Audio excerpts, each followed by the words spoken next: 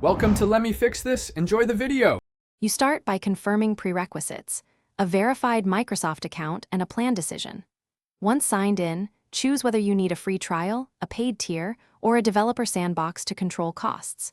Make sure to have billing details ready if you'll select a paid option. This speeds provisioning. Next, navigate to the portal area for APIs and search for the Bing or Cognitive Services product. This is the action that begins your API key request.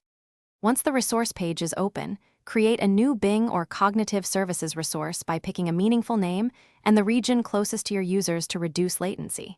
Then select the pricing tier and set any quota limits so you don't incur surprise charges. Link your billing or Azure subscription as required. After you hit Create, watch the provisioning status. Wait until it shows succeeded. Once done, move to the Keys and Access section to retrieve credentials.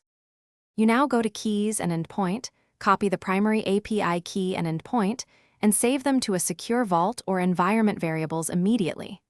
Next, test the key with a simple request using curl or Postman.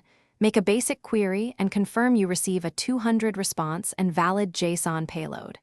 If the test fails, check billing status and region mismatch. Key troubleshooting tip: if requests are unauthorized, regenerate the key and update your stored value.